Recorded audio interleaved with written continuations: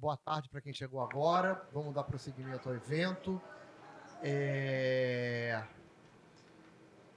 A mesa de agora, ela combina um grupo que escreveu conjuntamente, a partir do tema Arte Política, Processos de Subjetivação. E esse grupo, então, cada um vai fazer a sua apresentação. Carlos Eduardo... Vou ter que... Carlos Eduardo Gomes, da UF. Desculpa, Carlos Eduardo. Valdeunilson Teixeira Ramos, também da UF, é um grupo da UF. E Matias Pereira Martins, da UF. Né? E, em seguida, ou, enfim, a ordem não precisa ser essa necessariamente, a gente vai ver a fala da Isabela Pimentel Peixoto, aqui da UERJ, né? Cujo tema é Por um Conceito de Trágico na Filosofia Deleuziana. Tá? É isso. Nós vamos dar 20 minutos para cada um, tentar ter algum tipo de rigor para terminar a mesa. Nós estamos... Que horas são agora? Que horas aí? 4h24, vamos dizer 4h25. Vamos ver se a gente vai até 15 para as 6. Vamos ver se a gente consegue por aí, tá? Vamos lá. Quem vai ser o primeiro a falar? Então, pega esse minuto, por favor. Obrigado. Sejam bem-vindos. Se quiserem se apresentar um pouquinho, sei lá, tá?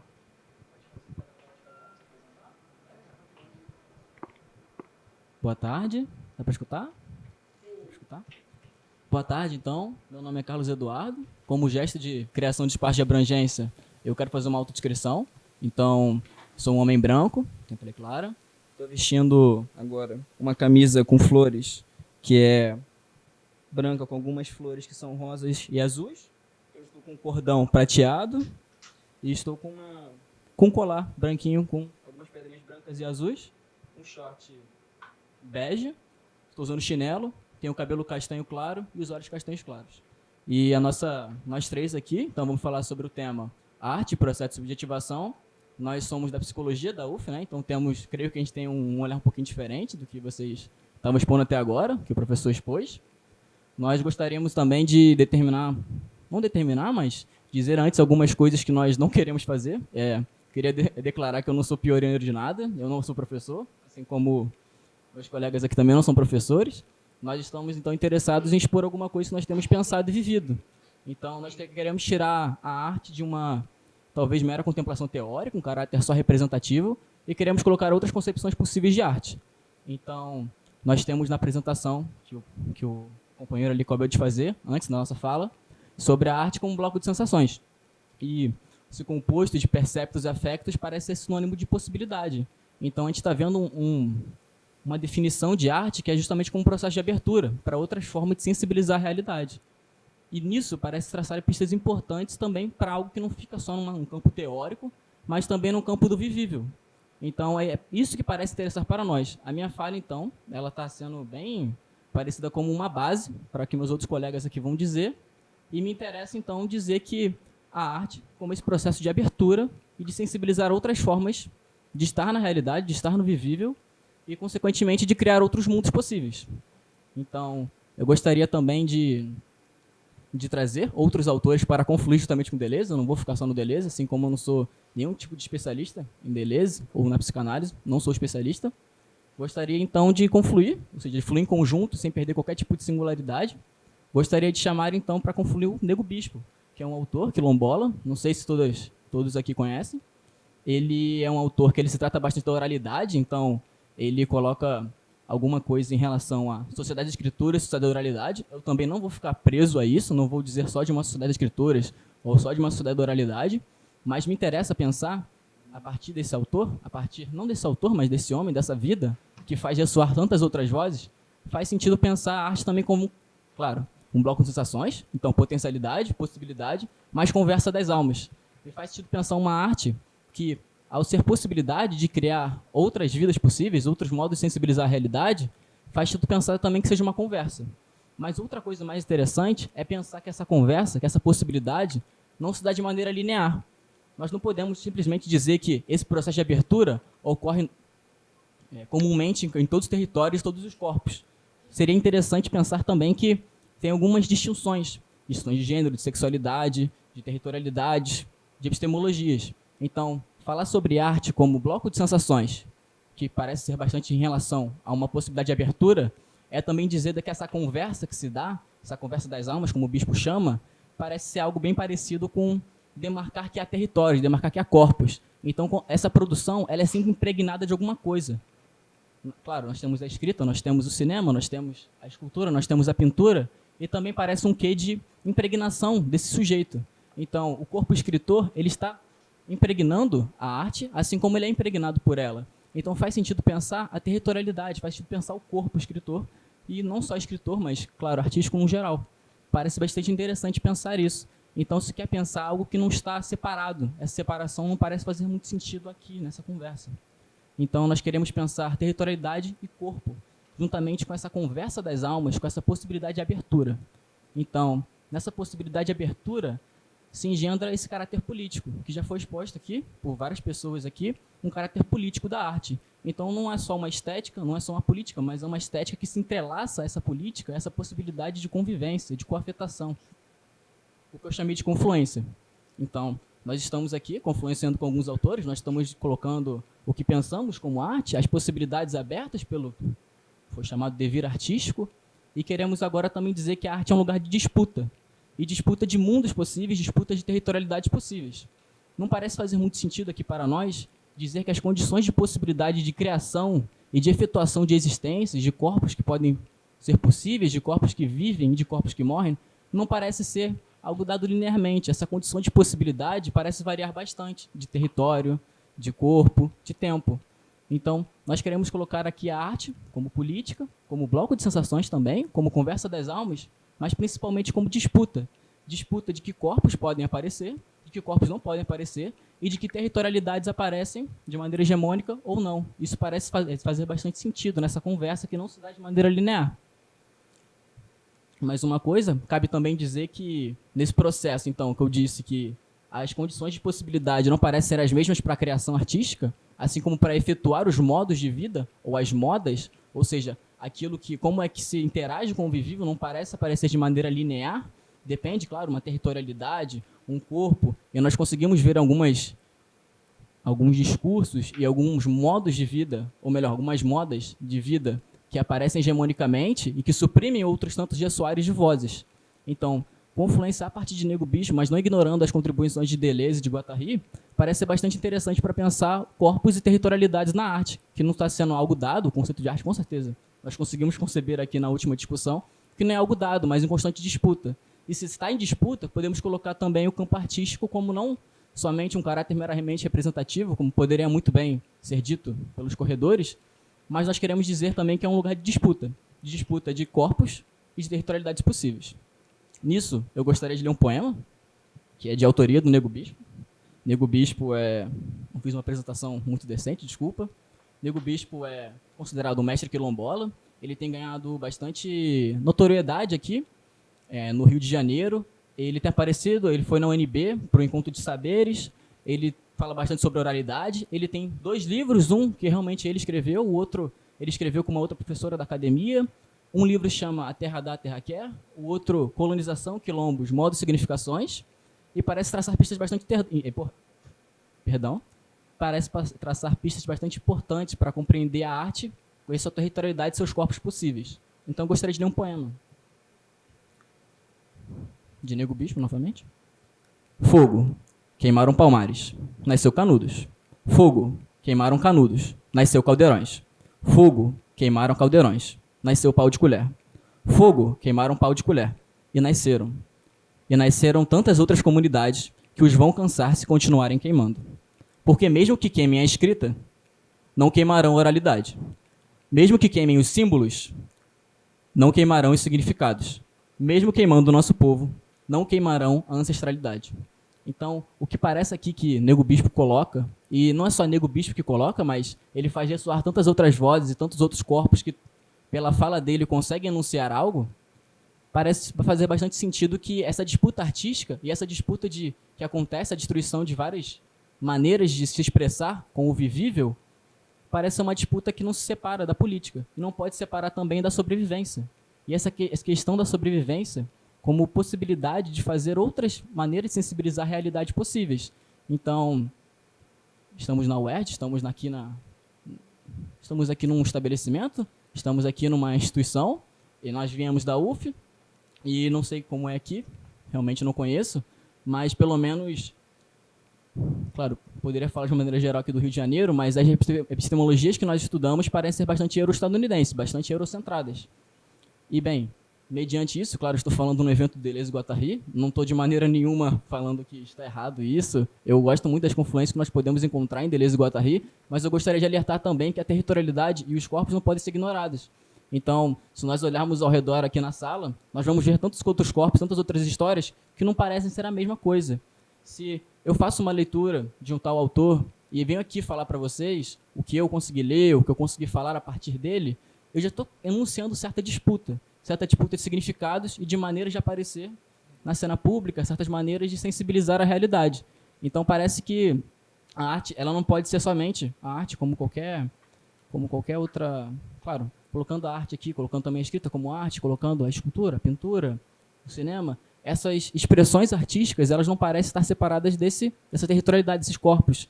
Então, essa expressão artística parece estar sempre impregnada de um sujeito, ou melhor, de sujeitos, que tem a possibilidade de expressar o vivível e de expressar novas maneiras de sensibilizar a realidade e, consequentemente, de criar outras realidades, criar outros mundos possíveis.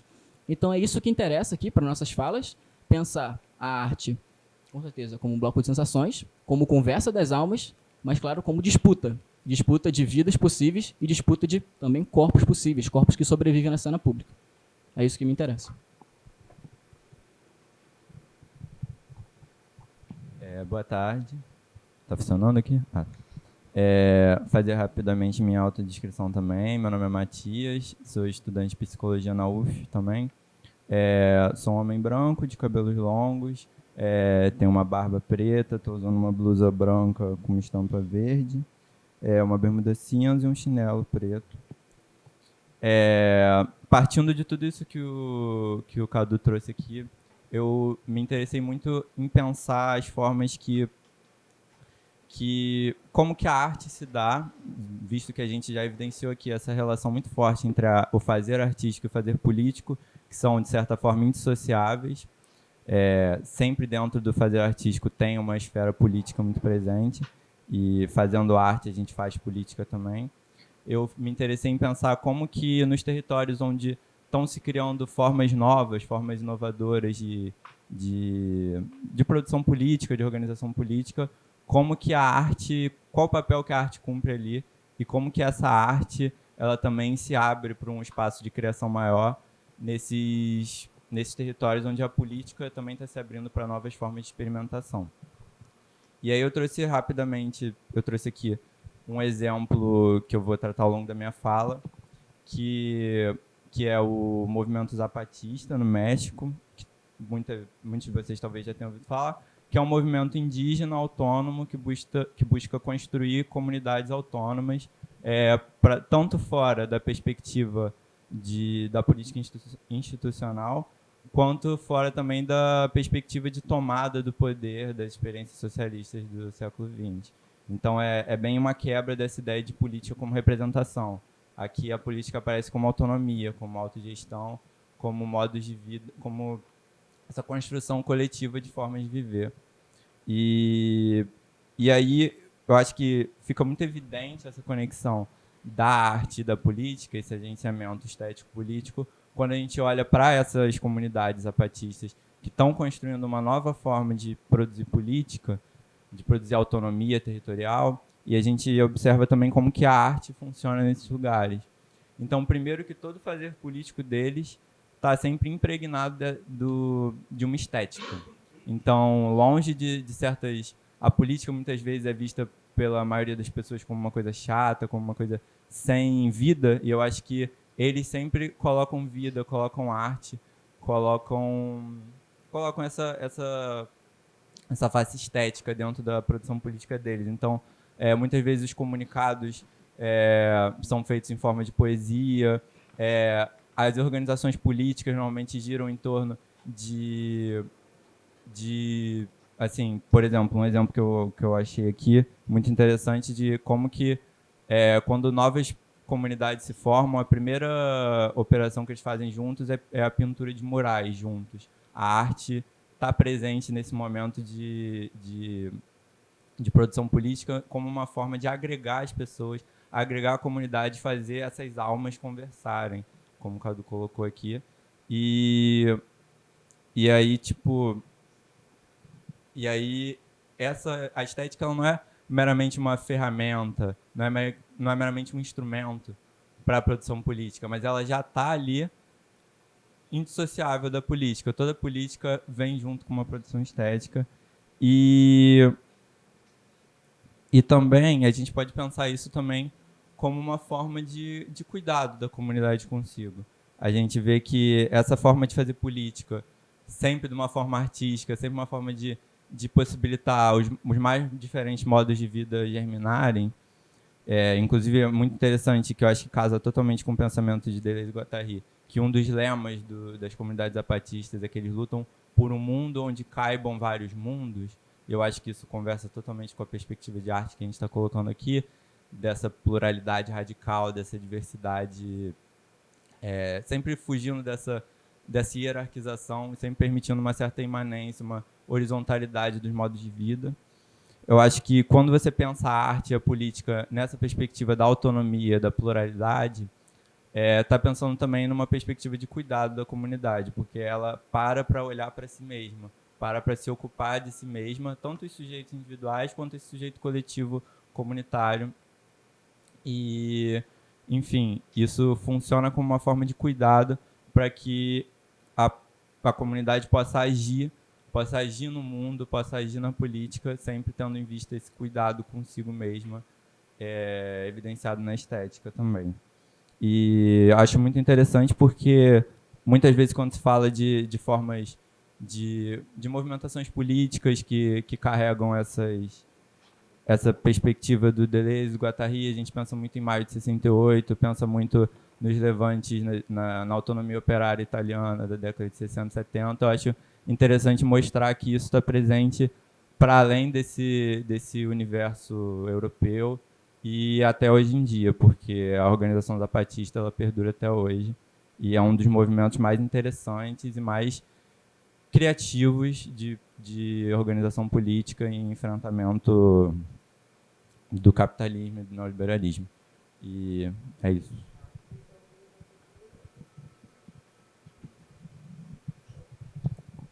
Ok. Boa tarde a todos e todas. Eu me chamo Valdenilson. Eu sei que meu nome é meio complicado, mas vocês podem me chamar por Val. Sou psicólogo, me formei na Universidade Federal Fluminense ainda no ano passado. Atualmente sou mestrando em psicologia, na linha da subjetividade, política e exclusão social.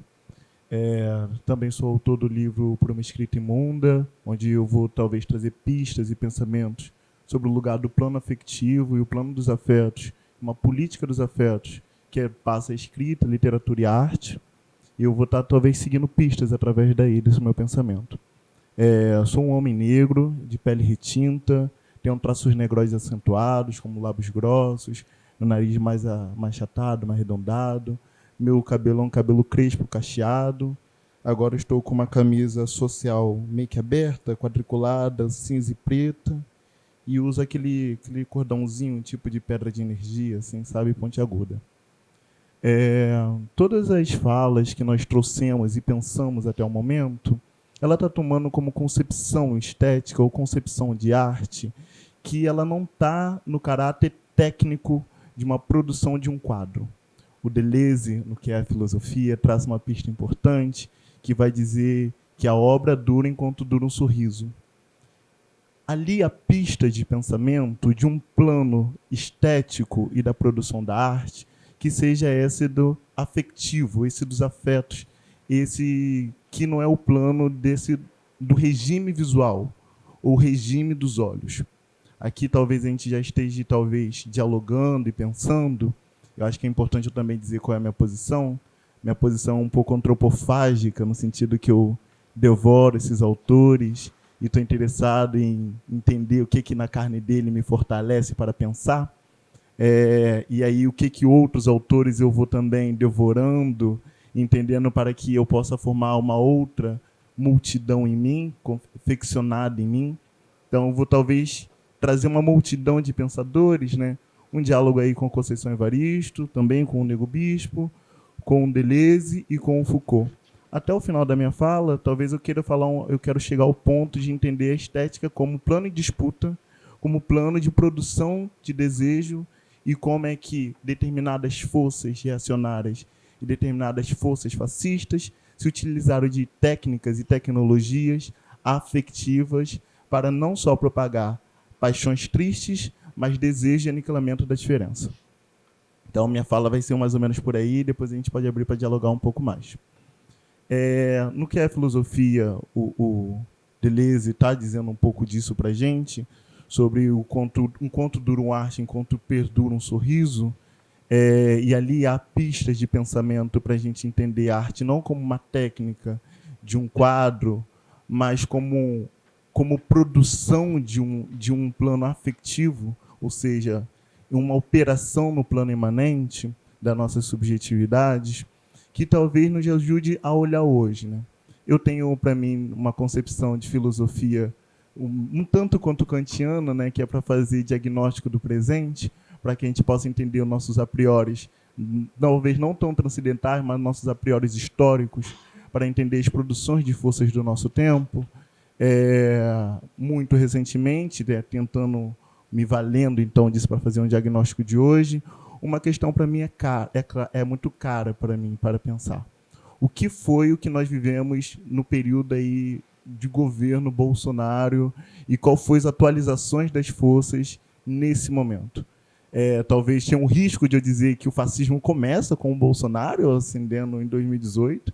Acho que é importante dizer que não, que outras forças já estavam colocadas em um território que foi o último a abolir a escravatura, um país que deu muito recentemente o direito ao voto das mulheres, um país de profunda desigualdade social e econômica e um país que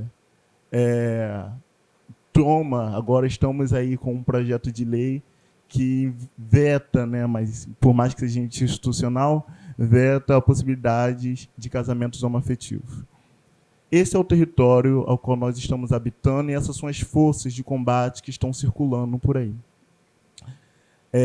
Tomado isso, o que foi a ascendência do bolsonarismo e a propagação do afeto do bolsonarismo em nosso território, fica uma questão política e ética do que seria e o que valeu as redes com os memes, com as imagens. Qual foi a produção estética tão utilizada por essa força que foi o bolsonarismo? A gente, aqui mais do campo progressista, mais à esquerda, estivemos um pouco quanto dizendo ele não, olha como ele é racista, olha só o que ele falou, ele é homofóbico, ele não, e a gente foi vendo que na medida que a gente ia dizendo ele não, os votos dele iam subindo, e a aparição dele ia emergindo cada vez mais, se colocando cada vez mais. E a valência, né, da camisa do verde e amarelo é uma valência de uma estética, ou seja, de um colocar da existência, que é esse meu grosseirão, esse caminhoneiro, né? E olha só como eu sou um homem humilde, e como ele aparecia na cena, e como ele não apareceu nos debates, mas como ele aparecia nas redes sociais, como a imagem dele foi se aparecendo e se colocada. E a gente foi vendo um contágio e um aumento, e a gente aqui do outro lado fazendo denúncias na medida de um desejo de diminuição, mas a gente viu subindo. O que talvez a gente não tenha sacado nesse jogo da disputa política é que não se tratava de forma alguma de conscientização. A gente ficou um tanto assim, quase muito herdeiros de uma concepção, de uma posição de esquerda que se daria que o proletariado se libertaria, se emanciparia, esses corpos que são explorados se emanciparia das lógicas de funcionamento do capital na medida que tomasse consciência, né? Então, se trataria então de uma concepção de tome consciência da sua exploração, tome consciência do que está acontecendo, passe por uma doutrina libertária e emancipatória. O que talvez a gente não tenha entendido, que o jogo dessa disputa ela era das paixões e da produção de desejo, inclusive do desejo de aniquilamento da diferença.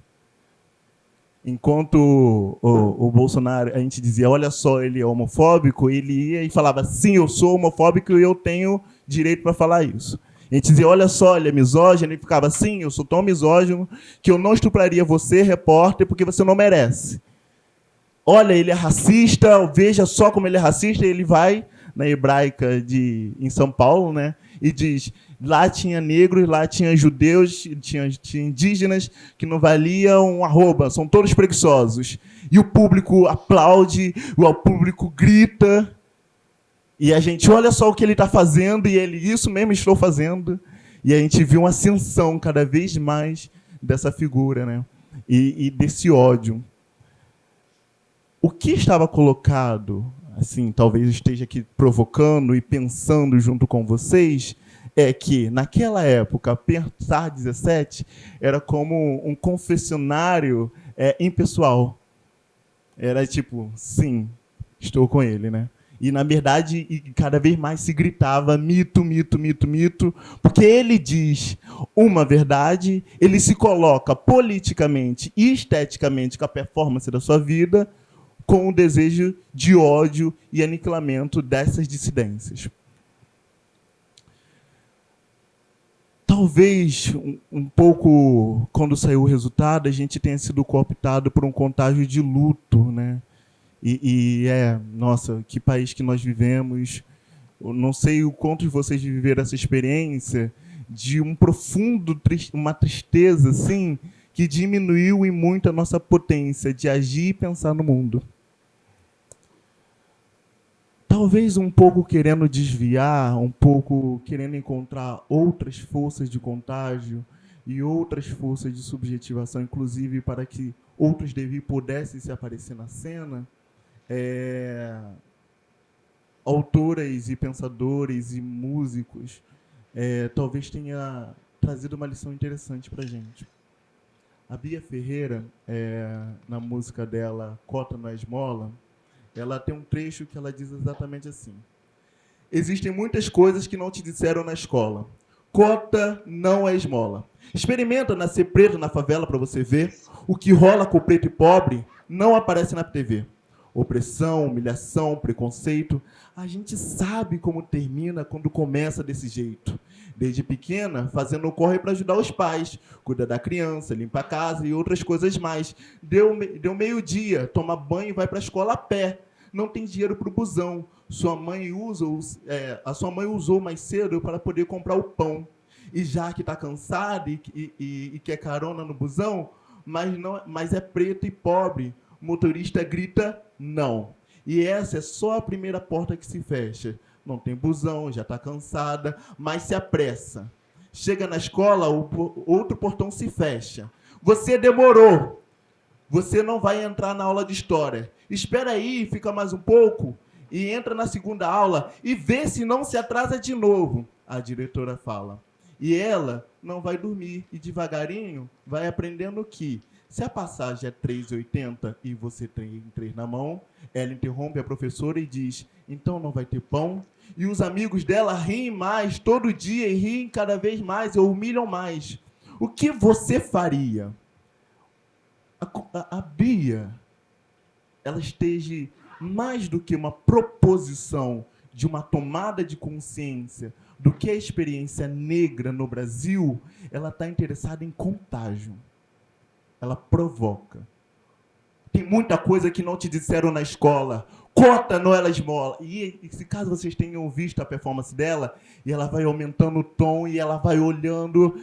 Ela não está interessada. Olha só, vou te fazer passar por uma doutrina de tomada de consciência. Ela está te contagiando. Ela ali está convocando e chamando inconscientes que protestam com esse mundo.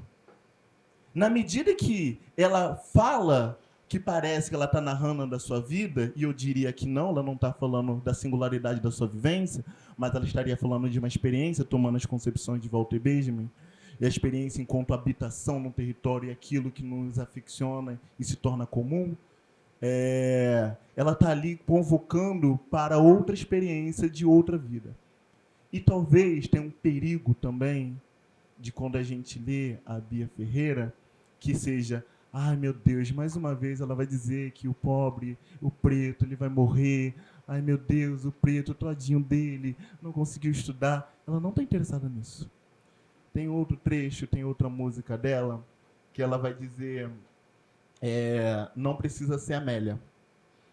E aí, uma estrofe da música dela, ela diz assim, ó, tomei minha boca para que eu só fale aquilo que eu queria dizer.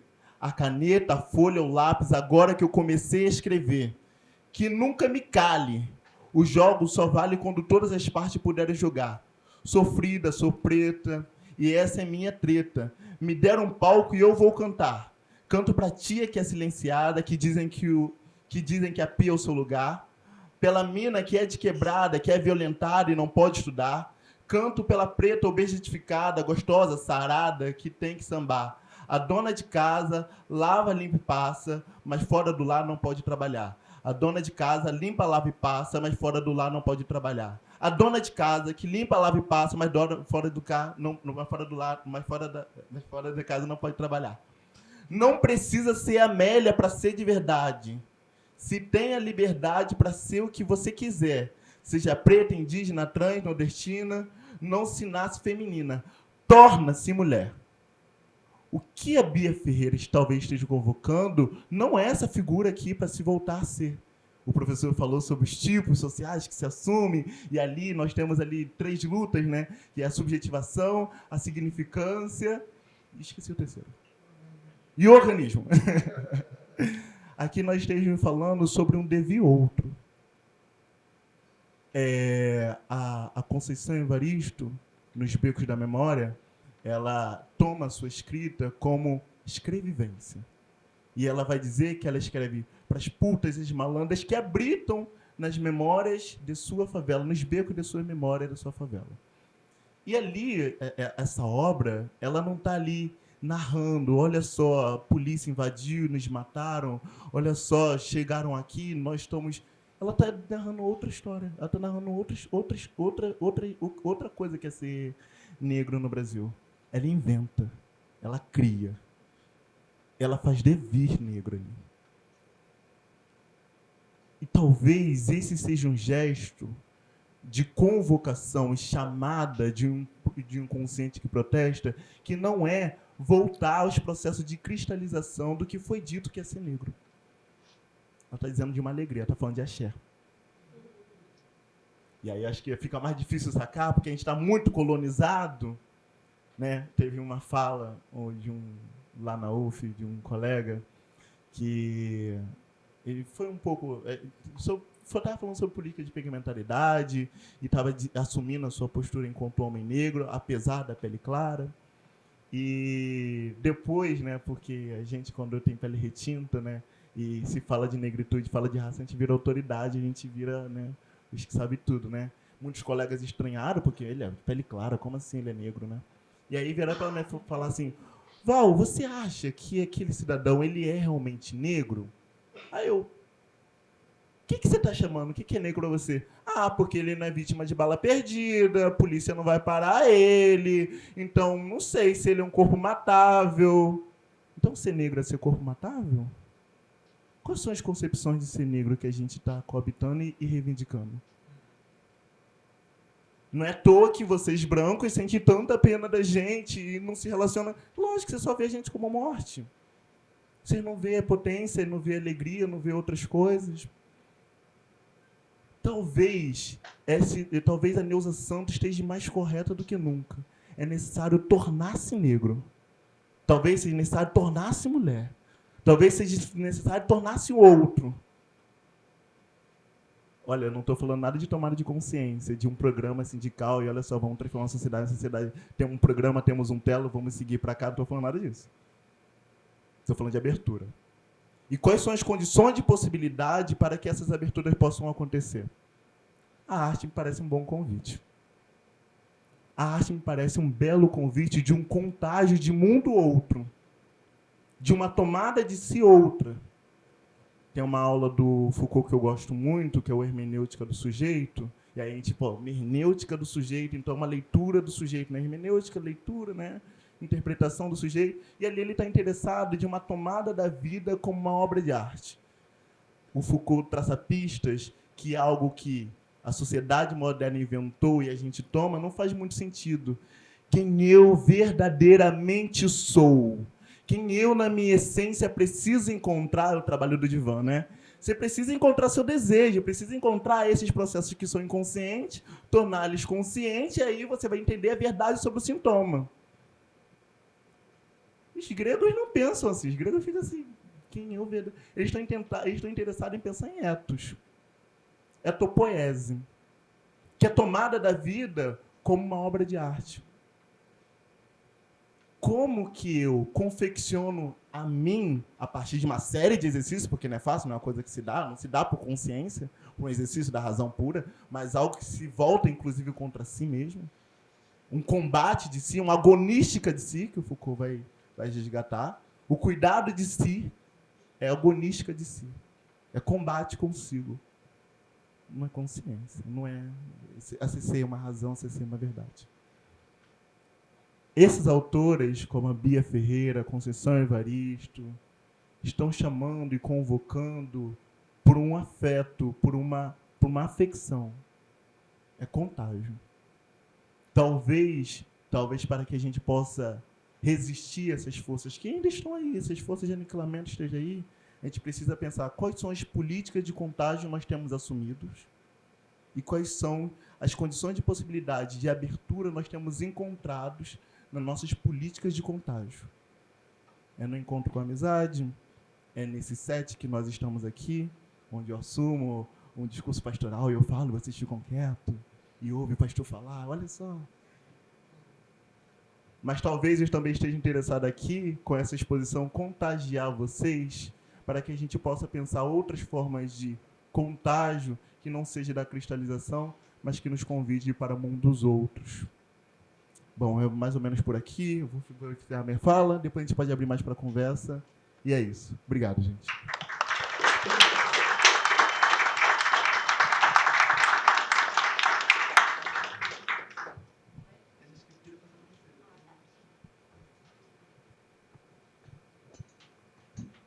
Boa tarde, gente. Tá bom para ouvir? Tá. Meu nome é Isabela, eu sou doutoranda do PPG-FIO da UERJ. E eu queria falar um pouco sobre a pesquisa que eu fiz no mestrado, que é sobre a figura do trágico na filosofia do Deleuze.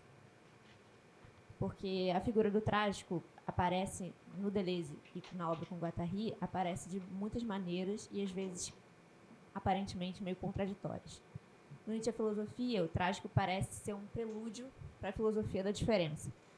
Em outros momentos, ele aparece como um jeito fraco de olhar a vida, um jeito neurótico, um jeito baixo de olhar a literatura, olhar o desejo, olhar a própria filosofia. E o que eu pretendo é defender que existe um trágico na filosofia do Deleuze que tem um sentido positivo, ético e um sentido ontológico.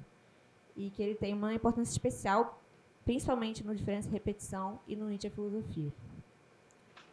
Para começar, eu acho importante rememorar a ideia de pensamento trágico, que o Deleuze apresenta no Nietzsche a Filosofia. Como é uma obra sobre o Nietzsche, às vezes dá para argumentar que o Deleuze está falando sobre o Nietzsche e que isso não tem nada a ver com a filosofia dele mesmo. Mas eu acredito que o pensamento trágico é algo que vai ser diretamente absorvido na filosofia do Deleuze e do Deleuze e Guattari. Mas hoje eu vou ter que dar um privilégio a Deleuze, porque a minha pesquisa era mais sobre o Nietzsche a Filosofia e o Diferença e Repetição. Então, primeiro eu vou falar sobre o trágico no Nietzsche a Filosofia e depois como isso vai resvalar no Diferença e Repetição. No primeiro capítulo do Nietzsche a Filosofia, se chama O Trágico. E ele elabora vários elementos importantes da filosofia do Nietzsche, como genealogia, sentido, vontade, o trágico, entre outras coisas. E também o que Deleuze chama de pensamento trágico. Nesse capítulo, Deleuze mostra a evolução do trágico na filosofia do Nietzsche. E qual noção do trágico a gente deveria valorizar, e mostrando a evolução que o Nietzsche faz desde o jovem Nietzsche até elaborações do Nietzsche mais tardio. No Nascimento da Tragédia, o Nietzsche entende que a tragédia é a relação do apolíneo e do dionisíaco, que não são só princípios estéticos, mas são princípios da natureza também. O apolíneo como arte da forma, da figuração, da individuação, e o dionisíaco como uma embriaguez ou perda de si, colapso da individuação. E é uma dinâmica que, para Deleuze e para o próprio Nietzsche mais tarde, ainda é muito dialética. Afinal, é um trágico que é ainda muito baseado no trágico do Schopenhauer. A tragédia seria uma espécie de jogo, assim, no Nascimento da Tragédia, entre aparências e um mundo verdadeiro que subjaz por trás das aparências. E aí, como essa verdade se revelaria através do efeito trágico. Deleuze acha que isso é muito dialético ainda, e Nietzsche, mais tarde, também vai dizer que foi muito dialético. Mais tarde, na filosofia, mais tarde na obra dele, o Nietzsche vai basicamente abolir a ideia de apolíneo para falar apenas do dionisíaco. E quando Nietzsche direciona a filosofia dele para a crítica da metafísica, não há muito um lugar para que Apolo sublime a verdade de Dionísio, porque você não pode fazer uma crítica metafísica dizendo que tem um mundo partido entre verdade e aparência. Então, não há mais lugar para Apolo transfigurar Dionísio. A aparência valorizada nas artes agora não é uma aparência que se opõe ao ser, como Apolo e Dionísio se opõem. A criação artística, então, não pode mais ser posta a partir dessa oposição, porque Dionísio é tudo o que há. E a criação de aparências que o artista realiza é uma afirmação do ser. Então, ainda que a embriaguez tenha sido considerada como uma característica do dionisíaco, ela é apresentada agora como uma condição fisiológica indispensável para toda e qualquer forma de arte. Apolo e Dionísio nascem da mesma pulsão. A prevalência de Dionísio na obra não é uma ode à embriaguez, ao dilaceramento, à crueldade, a um monstruoso. Parece que, ao longo da sua vida, o lado orgíaco de Dionísio perde parte do seu efeito, enquanto Nietzsche reconhece que não seria tão simples assim fazer a tragédia ressurgir na cultura alemã, parecia que era o objetivo dele no Nascimento da Tragédia. Então, e ele começou a entender como a embriaguez poderia ser um índice de negação da vida. Isso tem um pouco a ver com a ideia de potência do falso, do Deleuze, que entende o dionisíaco de forma mais espectral do que numa oposição a Apolíneo. Então, acho que o que nos interessa aqui é pensar que Dionísio não revela uma verdade velada. Ele próprio é o mestre das técnicas de ilusão, como Nietzsche diz. Ele nos convence que a nossa condição é a mentira e não tem verdade oculta para ser revelada. Se considerarmos aqui que Deleuze tinha um objetivo nessa fase, que era fazer frente à dialética, fazer frente a Hegel, principalmente, só essa leitura do dionisíaco, do trágico, poderia fazer frente ao fato fazer frente ao que se via na filosofia do trágico alemão. Afinal, Nietzsche não foi o primeiro a pensar a tragédia. O Schelling, o Hölderlin, o Schopenhauer, os românticos, e principalmente o Hegel, falaram bastante sobre a tragédia antes. Inclusive, a teoria do Hegel é bastante discutida até hoje. Né? E quando Nietzsche fala sobre a tragédia, bem ou mal ele traz uma novidade e uma oposição à leitura hegeliana da tragédia. E apesar da importância dessa transição da dualidade de Apolo e Dionísio para uma perspectiva mais imanentista, ainda no Nascimento da Tragédia, o Nietzsche ressalta que a filosofia matou a tragédia, matou o trágico. E isso é muito importante para o resto da filosofia do Nietzsche e para o Deleuze. E é no vácuo deixado pela morte da tragédia que a filosofia prospera. Ele diz que a força onírica da vida é substituída pela vida consciente e que as reivindicações da lógica dos sonhos são suplantadas pelas reivindicações da lógica do conceito. E Nietzsche diz que as aspirações da razão socrática não tinham limite e funcionavam sob a ilusão metafísica de que a razão poderia chegar a qualquer lugar e tudo conhecer. A ilusão da total perscrutabilidade do mundo, através de uma dialética causal, era o veneno que Sócrates tinha instilado na cultura. Nesse sentido, o pensamento trágico, ou a possibilidade de restaurar um pensamento trágico, era uma forma de fazer frente ao pensamento lógico conceitual. Para Deleuze, eu acredito que o objetivo seja o mesmo ao resgatar o pensamento trágico. O pensamento trágico deve fazer frente à imagem dogmática do pensamento. Porque para Deleuze a dialética mascara o trágico. E mais tarde, no Diferença e Repetição, ele vai dizer que a dialética mascara a diferença. Nesse sentido, existe uma questão ética em desafiar a dialética e a leitura dialética da tragédia. Deleuze diz que a tragédia padece com o socratismo, o cristianismo e a dialética. Se o herói deve ser punido por sua híbris, que é a desmedida, que é algo que a filosofia sempre disse sobre a tragédia desde Aristóteles, é porque o herói precisa expiar seus pecados. O sofrimento prova a culpa e o sofrimento permite que o herói possa se redimir. Para Nietzsche e para Deleuze, isso não faz o menor sentido. E saindo de uma dialética do trágico, Nietzsche vai dar valor para essa desmedida, como um motor de pensamento, não como um pecado a ser expiado. É migrando para a cosmodisseia nietzschiana, em que o mundo se justifica como fenômeno estético, não porque encontra a redenção do sofrimento na arte, mas porque afirma o devir como tudo que há, que a gente entende a importância do pensamento trágico. Deleuze diz, alguns capítulos mais para frente, no Nietzsche e a Filosofia, quais são as 3 teses principais da imagem dogmática do pensamento. A primeira é que o pensamento tem afinidade com o verdadeiro, contém o verdadeiro ou tende para ele. A segunda é que são forças estranhas ao pensamento que desviam o pensamento do verdadeiro, como paixões e interesses sensíveis. E a terceira é que, se houver um método para pensar, pensaremos bem e pensaremos verdadeiramente. O verdadeiro, nesse caso, seria um universal abstrato. Nesse sentido, nunca se pensa o pensamento com as forças que o criam, no seu valor e no seu sentido. E o que quereria dizer, então, um pensamento trágico, no contexto de fazer frente à imagem dogmática? Nietzsche diz que toda e qualquer metafísica é nihilista. Toda metafísica é ressentida à medida que nega a vida e que deprecia a existência. E imbui de culpa a existência, em nome de um mundo suprassensível. O projeto ético, então, é destituir a filosofia das formas do niilismo, fazendo a crítica definitiva da metafísica. Aí entra uma questão interessante, que é o negativo, ou a destruição de Deleuze. Muitos vão concordar com Deleuze quando ele fala que não há lugar nenhum para o negativo em sua filosofia. Mas a crítica total, talvez, tenha uma função destrutiva, para você poder erigir algo novo. Não uma síntese no sentido fraco de síntese, mas fazer surgir algo propriamente novo. E como o objetivo ainda é fazer frente à dialética do Hegel, Deleuze vai dizer que o pensamento trágico expulsa todo o negativo. O pensamento trágico é o que ele chama de alegre mensagem, porque o trágico não está na recriminação do ressentimento, da má consciência, do niilismo, nem na luta contra eles. Para ele diz que o trágico é igual ao alegre. E para não correr o risco de cair na leitura meio vitalista ou alegrista demais do Deleuze, ele diz que essa equação também pode ser entendida como querer é igual a criar, que implica em uma relação da vontade com o pensamento. O pensamento não estaria afinado naturalmente com o verdadeiro, se pensarmos bem e com método. Isso só replicaria os valores que já estão dados, como já foi falado muitas vezes aqui hoje. E só reforçaria esses valores e que já estão pressupostos na própria imagem do pensamento. O pensamento, ele diz que é movido por uma violência, por a desmedida. Para fechar essa parte da apresentação, Deleuze termina dizendo que trágica é a afirmação, porque afirma o acaso, e do acaso a necessidade, porque afirma o devir, e do devir o ser, porque afirma o múltiplo, e do múltiplo o uno.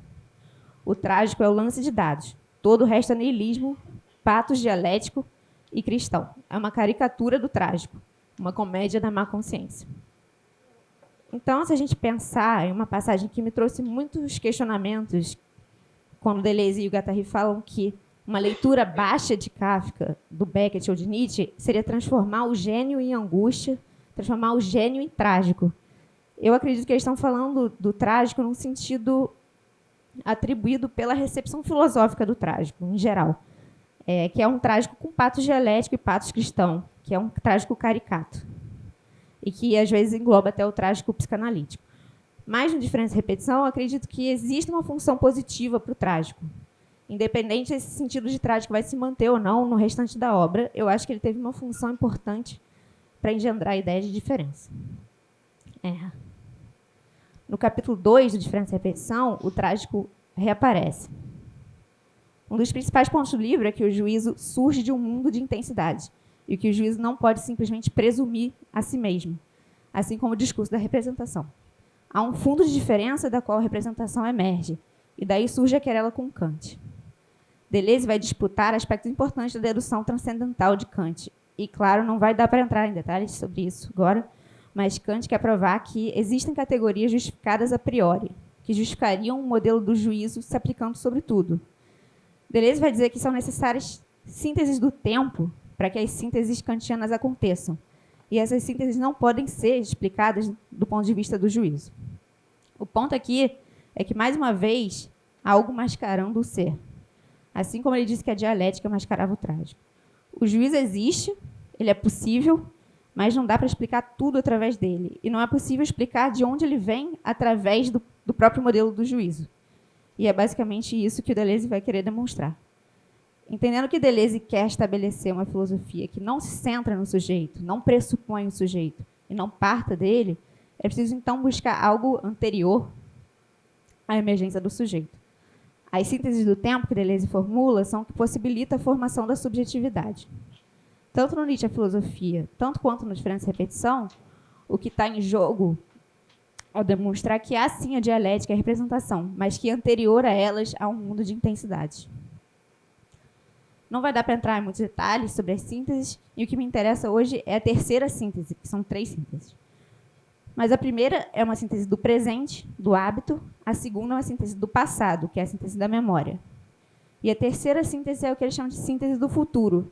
E é nela que a ideia do trágico retorna. Tanto a primeira quanto a segunda síntese precisam da terceira síntese.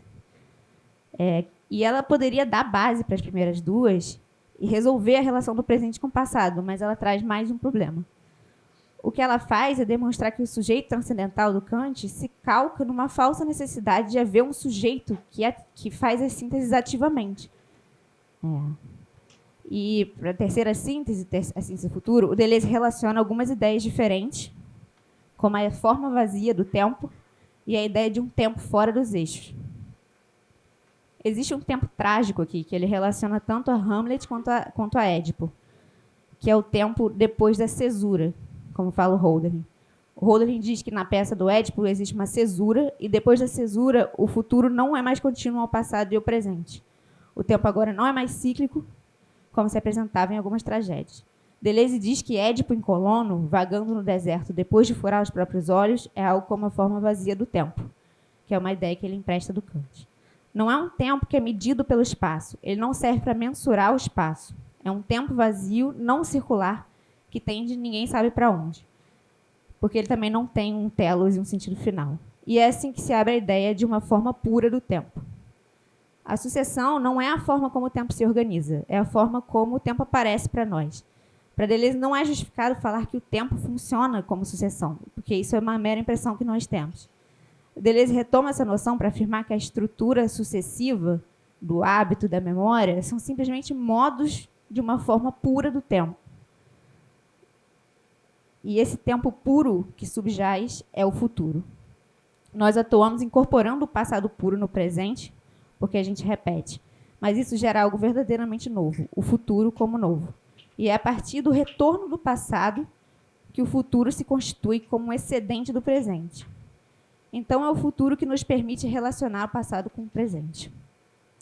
O que ele usa de Hamlet, por exemplo, é a disjunção do tempo, a ideia do tempo fora dos eixos. Porque o tempo da ação não é o tempo da vontade. É por isso que o trágico na Diferença e Repetição aparece como uma dramatização da forma vazia do tempo. O descompasso da ação e da vontade implica que haja uma forma vazia anterior que permita o descompasso entre atributos do tempo, o hábito, a memória, ou o passado e o presente.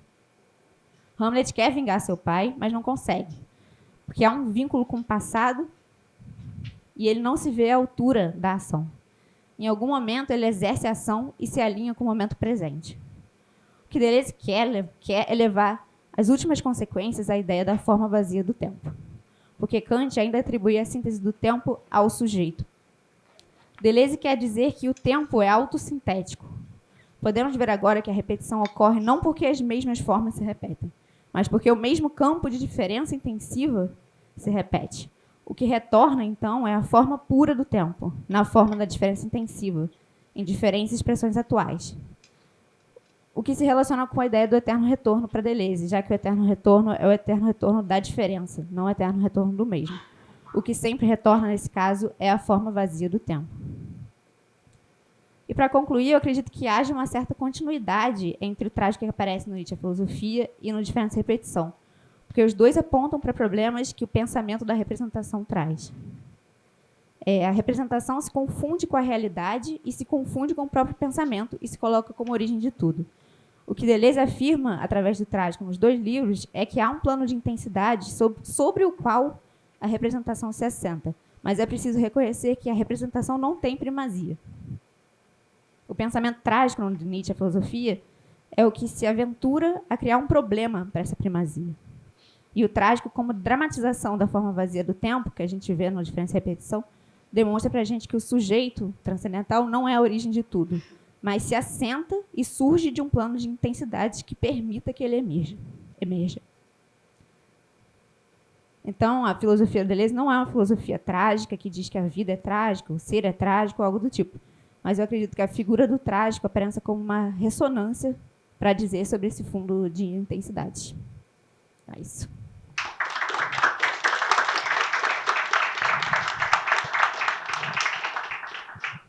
A gente pode abrir para conversa?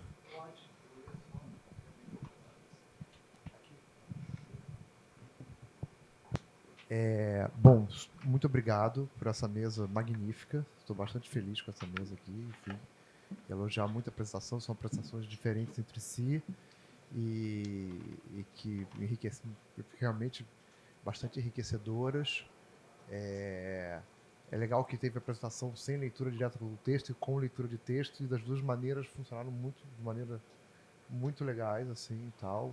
O modo como você leu, o modo que não é uma prisão a leitura do texto, um modo um pouco interpretado, e achei teu texto entre o simples e o complexo, assim. Eu achei que tem um datismo bastante interessante, gostei muito das questões que ele trouxe, e acho que vai dar perguntas muito interessantes. Eu não gosto de ficar fazendo essa função de comentador, mas é que essa mesa me entusiasmou. Depois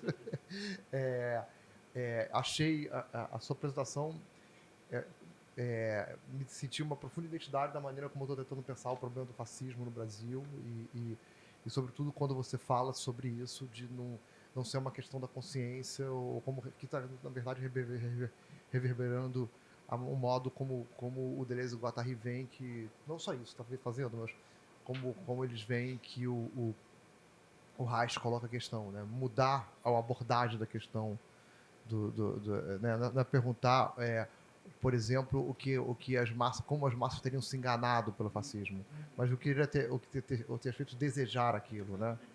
E me lembrei do meu amigo querido lá da UF também, mas na psicologia, o Jorge Vasconcelos, porque ele fala muito isso, que não tem o ativismo político não tem a ver com conceitização, tem a ver com ele usa, você falou contaminação, né?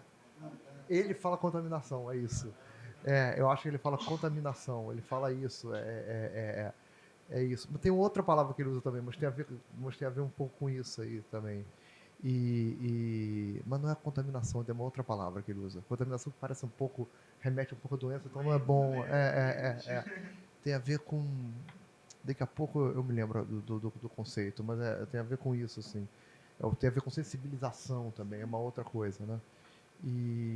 Enfim, é uma dificuldade de pensar o fascismo como um regime afetivo, né? É essa que é a questão, né? Essa composição geral de afetos, né?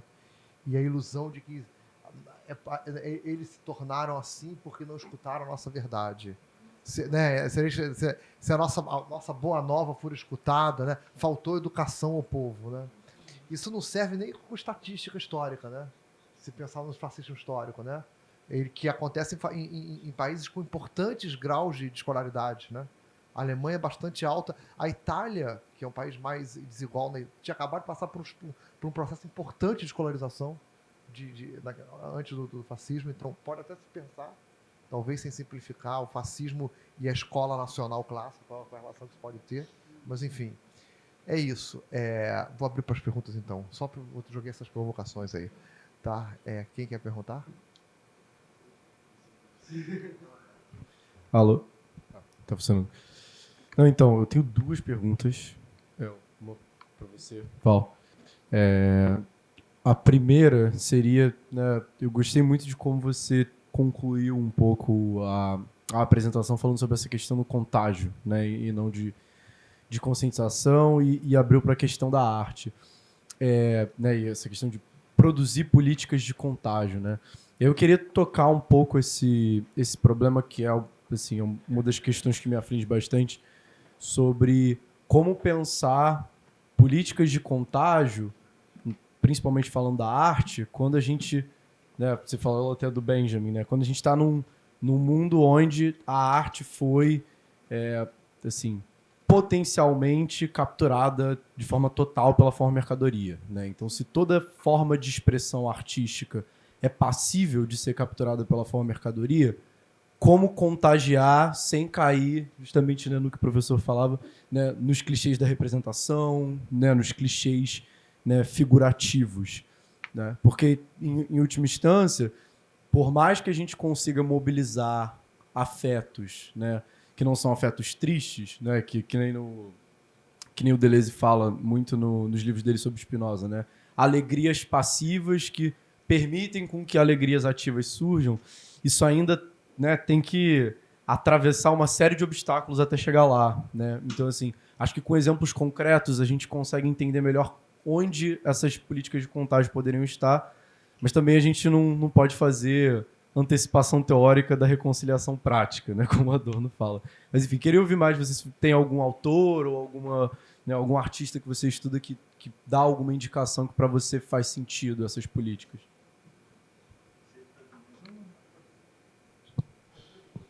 Eu ia fazer duas, mas enfim, a outra é outro tema. Pode seguir. Bernardo, né? Muito obrigado, Bernardo, pela questão. Eu acho que tem uma primeira questão do problema se existe programa ou fórmula para a gente pensar essas políticas de contágio. A priori, eu diria que não. Eu acho que é muito difícil determinar quais determinados settings nós podemos tomar que serão de contágios alegres, né? Eu tenho para mim que há muita coisa que é contingencial, se dá no encontro, né? Mas eu acho que o bolsonarismo deixou claro determinadas políticas. Eu acho que são políticas de não só de segmentação, mas de cristalizações e de repetição do mesmo também, né? Como ela também estava trazendo aqui.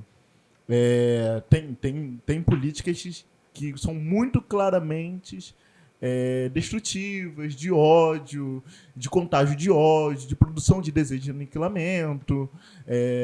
Tem uma imagem que pensando nesse plano estético, né, da imagem, que estava rodando muito nos grupos de WhatsApp de bolsonarista e tudo mais, que era uma família, né, uma família tradicional, assim, sabe? E eles eram uns bonequinhos preto e branco. E aí tinha um pai que ele segurava uma Bíblia, e essa Bíblia era como escudo. E aí vinha um arco-íris, assim, gigante, assim. E esse pai defendia o arco-íris, assim, com essa Bíblia, assim. E falava que na minha família não destruirão a minha família, né? E é muito engraçado, porque não existe nada escrito na imagem. São os bonequinhos, e se reconhece que é um homem, uma mulher e um bonequinho menorzinho, você reconhece. E esse arco-íris, e não está escrito Bíblia. Eu estou dizendo para você que era Bíblia, era um livro, e ele defendia, assim, essa grande ameaça que é o arco-íris. Então, eu acredito que quando nós estamos sobre um processo de uma ontologia crítica, quando nós estamos em um processo de formação crítica, nós conseguimos, em algum grau, nos defendemos e reconhecer e entender o contágio. Quando a gente encontra as condições de possibilidades para estar sob uma ontologia crítica. Mas ali, eu acho que aquela tecnologia, essa imagem, essa figurinha que circulou, ela é um contágio triste, né? Ela é um contágio que diminui qualquer multiplicidade humana, seria também que é isso, né? Existe o padrão, a verdadeira família, que nem sequer é bíblica, né? Que se a gente olhar, né, para a família de Noé depois, eles, né? Se a gente olhar para Adão e Eva, eles transaram com entre eles, né? E se a gente olhar Davi, né, ele tinha as concubinas. Então, assim, esse ideal de família que eles dizem, que eles reivindicam, nem bíblico é, né? Eles não entendem que ali é uma produção de família que é burguesa, né, moderna, né, da exploração da lógica da reprodução e produção. Mas a gente que está um pouco aqui nesses debates, por exemplo, nós estamos aqui agora, convocando, conversando e pondo isso em pauta, nós estamos fazendo contágios mais alegres, contágios pelo menos críticos, e convocando para pensar essas questões. Né? Porque muitas das vezes a gente faz determinadas grupalizações, entramos em determinado set, que a gente fica numa abstração que eu sinceramente não sei como nos instrumentaliza para a vida. Que a gente fica assim, não, uma noção de estética nesse autor, e eu fico assim, tá, mas me serve para quê, né? Talvez um plano sensível de contágio, de grupalização seja um caminho, mas esse onde os afetos sejam esses que convide a gente para fazer um diagnóstico do mundo e pensarmos quais são as rupturas que a gente pode fazer com esse mundo. Eu acredito que esse seja uma boa política de contágio. Mas, assim, se vai te contagiar ou não, eu tenho amigos que têm posicionamentos críticos que chegam nesse espaço e saem tristes desses debates, saem querendo pensar menos, agir menos, sua colocação no mundo fica menor. E ele se fortalece no bar, bebendo e solta alguma coisa assim. Fala assim, porra, isso é uma merda, né? A gente tá repetindo isso, né? Então, é difícil ter um programa. Eu acho que eu não iria por esse caminho. Mas eu convidaria, eu acho que é uma coisa importante para mim, um exercício para a gente se voltar e entender como é que nós somos afetados. Que eu acho que é um exercício super difícil, porque a gente ligou um modo, né, que é o modo também de produção e da vida capitalística, que é o automático, né? E que esse corpo aqui ele some, né? Não tem lugar para o corpo e nem o que se passa por ele, né? Inclusive, nas conversações, o próprio Deleuze faz uma contribuição super interessante, que ele vai falar que o antiédipo é como uma energia que passa por você, alguma coisa fica, né? Eu acredito que aí tem bons contágios críticos. Teria mais uma. Quem mais tem uma? Só. Não precisa, só por quê? Porque estamos gravando. Inclusive, se você puder chegar um pouquinho, porque tem essa captação aqui. Eu agradeço. Boa tarde, parabéns aí aos falantes, filosofantes, os guris, né, que falaram, acho que trabalharam a questão da territorialidade, e aí permite, né, numa perspectiva de lugar, essas outras existências, essas coexistências. E o bispo acho que fala muito mais dessa cosmofobia, né, dessa fobia de uma possível unidade ou de uma inclusão que não seja tão exclusiva, com uma roupagem humanista meio, estou incluindo, mas numa não aceitação radical da diferença. Então, achei muito interessante os territórios que vocês criaram nessa lógica, né, de uma cosmologia para ser ainda ocidental e não fazer jus, talvez total, essa diferença radical. Mas a Isabela, eu queria te perguntar, porque você abriu a tua fala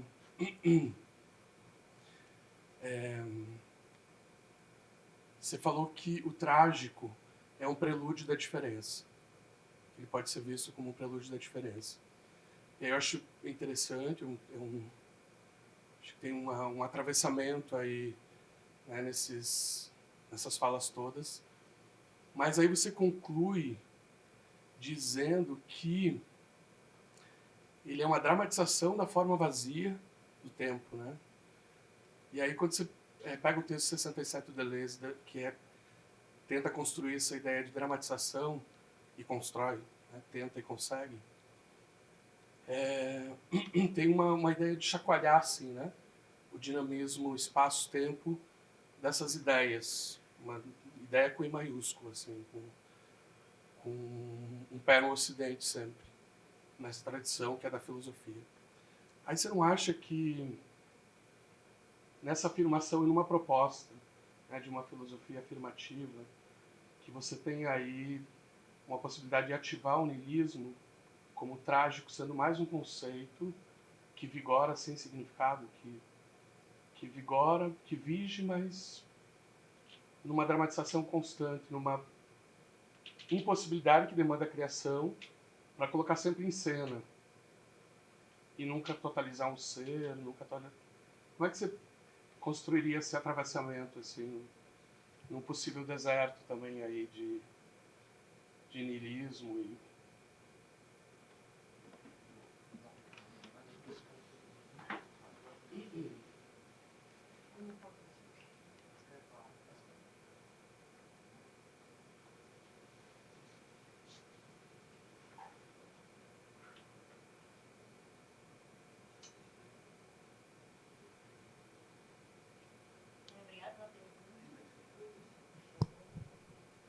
Ligou agora? Foi.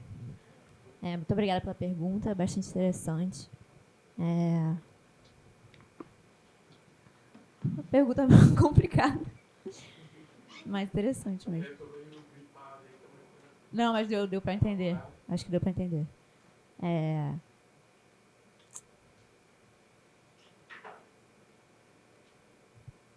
Eu não sei, porque no Nietzsche e a filosofia, eu acho que o trágico está num sentido muito, muito positivo ainda, só positivo. E aí, durante a obra do Deleuze e do Guattari, eu acho que ele vai associando mais o trágico, a ideia do trágico à filosofia do trágico. E aí vai assumindo, ele vai usando essa ideia de trágico num sentido mais negativo e dialético.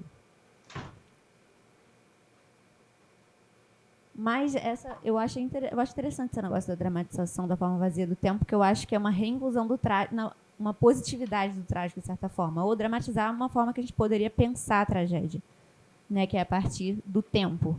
Só da ideia do tempo. Ele isola meio que isso, né, na diferença e repetição. Mas eu acho que também tem uma coisa que eu penso com a cesura do Hölderlin, que é um corte violento. Né, um corte violento que desampara e desestrutura as coisas. E aí, eu acho que nesse caso iria para uma tendência da desterritorialização, assim, é um momento de ruptura. E aí, a partir disso, as coisas podem ser novas ou não. Mas abre essa possibilidade. Não sei se eu consegui responder, mas...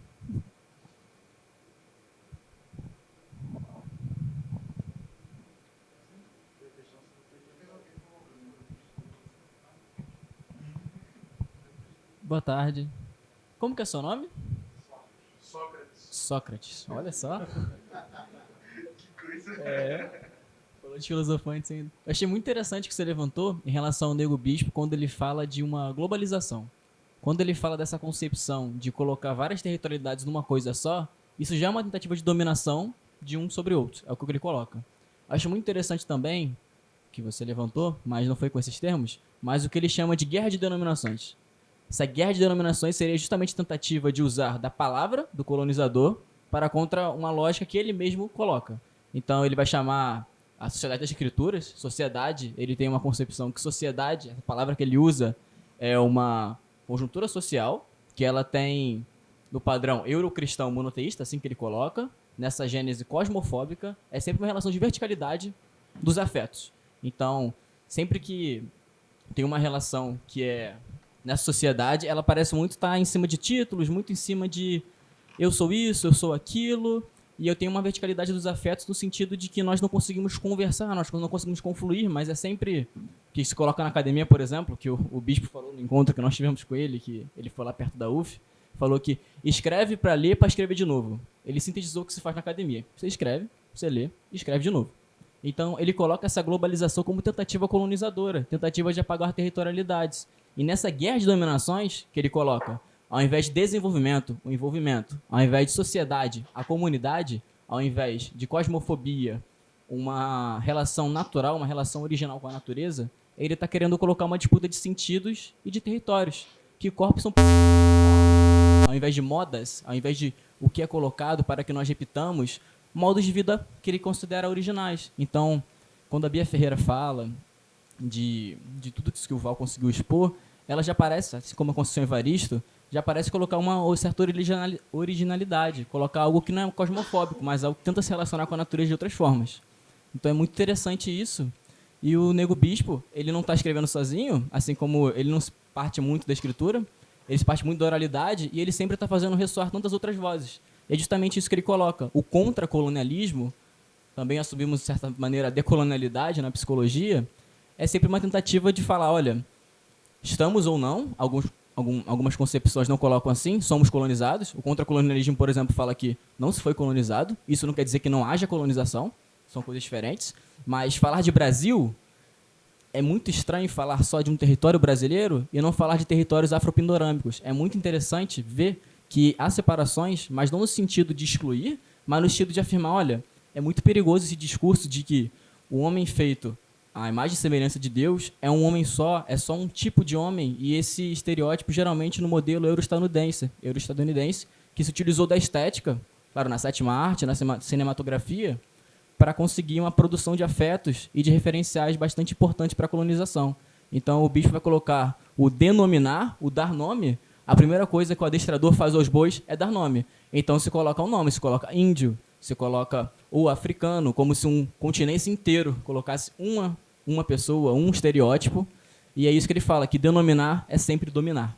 Então é bastante interessante como se coloca isso, essa relação de colonização da palavra e também que é estética e, consequentemente, política. Faz bastante sentido pensar isso.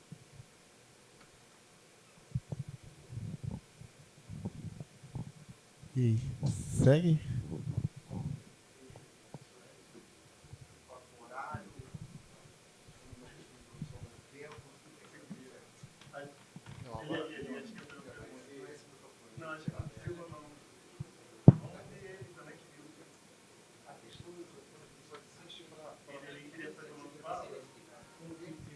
Quero...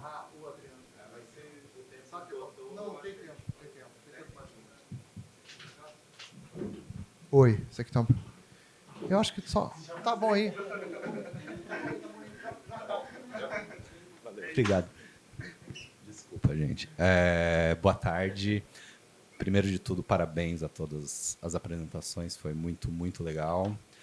Minha pergunta é direcionada ao Val. E porque você trouxe uma coisa super importante para a gente pensar, que é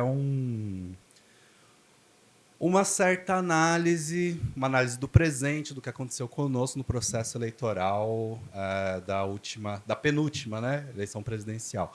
E eu queria lembrar daquele momento em que a gente cria esse lema, ele não. E a gente evoca esse lema com toda a força, né? Eu e meus amigos de São Paulo, a gente estava lá no Largo da Batata, gritando ele não, cheio de mulheres, um evento super LGBTQI, e com muitos artistas, era muito produtivo, só que a gente viu isso virar do avesso, né? Realmente, o ele não foi uma espécie de conjuração do ele sim.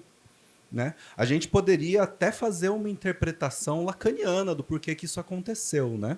Mas eu fico pensando assim, que tipo de interpretação ou análise a gente poderia fazer do ponto de vista da esquizoanálise? Ou o que aconteceu ali naquele momento que nós não entendemos, até porque a gente só está aqui por um acidente. E o acidente se chama hacker de Araraquara, que descobriu o Telegram do Sérgio Moro. Senão ninguém estaria aqui. O Lula ainda estaria na cadeia, tudo isso estaria por água abaixo. E, basicamente, a gente corre o risco de repetir o mesmo erro assim que o Lula morrer. Então, assim, como que a gente dá conta desse fenômeno esquisito que eu ainda não entendi, né? E como a gente faz para não recair novamente nesse erro? E é isso. Pergunta fácil, né? Pergunta fácil. Resolve aí. O que a gente faz? Pergunta fácil. Não, enfim, nosso vizinho está diante disso e eles estão aí, né? Como afeto social, enfim, como o bolsonarismo está aí, né? Está aí. Adriano? Obrigado, Adriano, pela questão. Eu acho que eu tenho que nessa resposta eu tenho que te dizer que eu não consigo te responder. Duas coisas acho que eu não consigo te responder. O que a esquizoanálise diz? Não faço ideia. Acho que a gente está aqui pensando e produzindo. Acho que você tem razão. Acho que você não entendeu, eu não entendi. A gente está aqui traçando pista, pensando, refletindo. Estamos aqui ainda assim. E eu acho que tem um perigo também. Eu acho que você não caiu nessa, só que eu só queria afirmar de que acabou. Né? Não, vencemos, elegemos Lula. Eu acho que não. Na verdade, a gente está vendo até pelo contrário, né? Novos jogos estão se formando, né? Inclusive disputa no Senado, né? Que ali, né? De formulação de lei está cooptado por forças fascistas assim, de forma bizarra. O jogo de desumanização e aniquilação do outro está ali colocado. Esses jogos já estavam aí, eles ficam repetindo, se atualizando, né? Então, acho que o primeiro ponto que a gente tem que colocar é que não acabou. Estamos ainda em lutas, ainda estamos ainda em resistência, e talvez não haja telos, acho que não há ponto de chegada. Eu acho que é isso mesmo, a constante luta, e talvez o que nos resta aqui é procurar nossas vias de nos fortalecermos. Né? E como é que a gente encontra essas forças de contágio que nos convida a se colocar, pensar e agir no mundo. Né? Eu gosto dessa concepção de potência spinozana, ou Spinoza do Deleuze, né? Então, acho que o primeiro ponto é o que a esquizoanálise está dizendo. Acho que estamos ainda, assim, escavando, pensando, traçamos pistas. Eu diria que uma pista que foi um jogo dos desejos, do campo do desejo, e foi um jogo do plano dos afetos. E naquele momento, as condições de possibilidades de enunciação que nós encontramos foi ele não. Os jogos e os efeitos que se deram nisso, a gente está entendendo que talvez não tenha sido melhor. Eu acredito que o Lula fez uma boa jogada, que foi na produção de memória. Né? Ele fala assim, se lembra da picanha? Vamos voltar a ter picanha. Né? Eu acho que ele se valeu de uma produção de memória, que eu acho que também as forças fascistas também se valem desse jogo de produção de memória, né? Não foi ditadura, foi revolução, não, era muito melhor, e gente que nem viveu falou, realmente ditadura né? Se produziu memória, né? Mais do que se valeu desse discurso, né? O efeito desse discurso foi produção. Produção afetiva, produção de desejo e produção de memória. Talvez uma das pistas que a esquizoanálise me ajuda a pensar, quais são as produções que nós podemos fazer do lado de cá. Né? Porque eu acho que o Foucault também dá uma pista super interessante, que o poder ele não está lá, e o poder não é uma coisa que se captura, né? Mas é jogos de forças, são jogos de verdade, jogos de veredicção, e que o poder ele também se dá não no seu campo macrofísico, né? Instituições, legislação, mas no seu campo microfísico, aqui no cotidiano. O poder está capilarizado. Na medida que eu falo, vocês ouvem, isso é poder. Né? Então... E aí a gente pode até ficar meio paranoico, né? Ai, meu Deus, a gente está num exercício de poder, ele está falando, eu estou ouvindo, vou gritar para poder quebrar o poder. Talvez seja quais são os efeitos, né, do poder também. Então, acho que essas são boas pistas que, para mim, me ajudam a pensar. Quais são os efeitos do poder num campo microfísico, ou seja, na vida cotidiana, como estamos aqui, como estão sendo contagiados, diminui minha potência, aumenta minha potência, eu fico mais vontade de agir, sinto vontade de diferenciar, sinto vontade de ficar homogêneo, ficar igual, aniquilar a diferença. O meu desejo, quando eu saio desse encontro aqui agora, como que vocês estão contagiados desse encontro agora? Vocês estão tristes? Ou vocês estão com vontade de resistir? Ou a vontade de continuar se diferenciando? Ou é de afirmar a diferença? Como estamos sendo contagiados? Para mim, isso é resistência. Isso é microfísica do poder. Isso não é macrofísica do poder. Então, acho que daí está uma boa pista também que esses autores me ajudam a pensar. E agora, um programa, se tem algo pronto, se eu digo, o que fazemos agora? Eu digo, não sei, vamos inventar. Vamos criar. Talvez seja essa a minha provocação.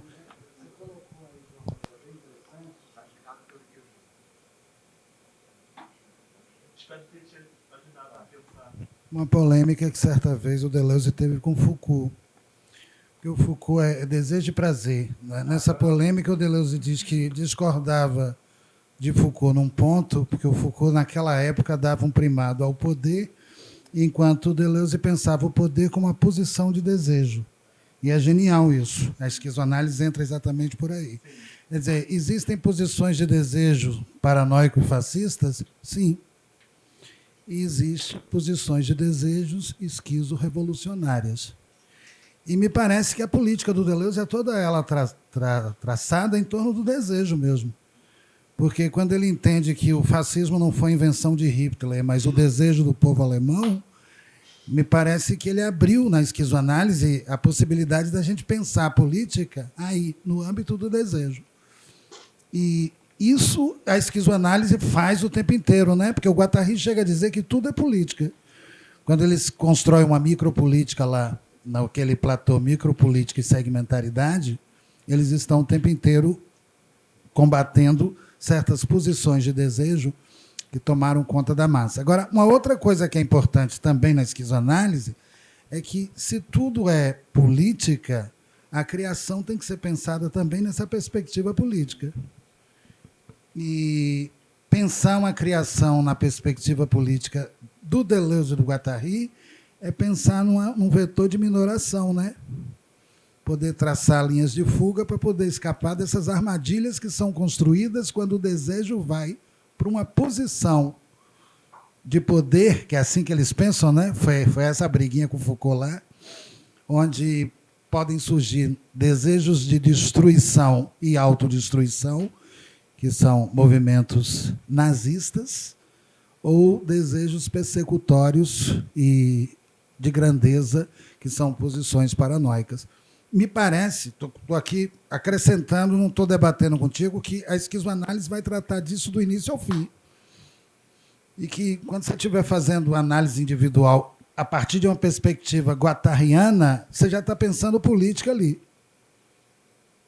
O tempo inteiro, né? O Guattari trouxe o conceito de micropolítica exatamente para a gente poder pensar uma clínica que não seja, onde o caso individual não seja separado da política, mas que a política esteja ramificada em qualquer indivíduo. E eu acho que é por aí, né, Guerron? Não é bem a pergunta, não. Eu estou acrescentando ao teu comentário um outro comentário. Estamos conversando.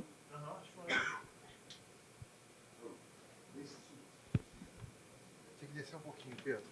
Mas é assim, meio corte lacaniano. Falar e fala e pronto. Vai. Por quê? Porque está acabando. Ah, tá. Deixa eu fazer uma pergunta. O que vocês pensam da ruptura? A ruptura. Porque parece que a gente está numa espécie de plasma, né?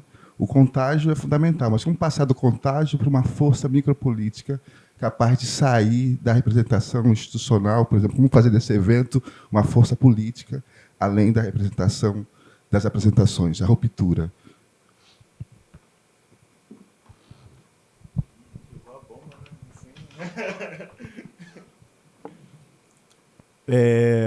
Obrigado pela questão, pela bomba. Olha, eu talvez posso ensaiar um pensamento aqui com você, mais do que te dizer uma verdade ou qualquer coisa reveladora que me foi revelada. O Foucault, na sua entrevista, O Belo Perigo, ele traça uma pista ali de pensamento super importante, que é escrita como bisturi. É quase como que ele está ali falando um pouco com a comunidade gay, né, quando ele vai lançando a história da sexualidade, e é como se ele estivesse assim, num lugar onde todos os corpos estivessem mortos, assim, né?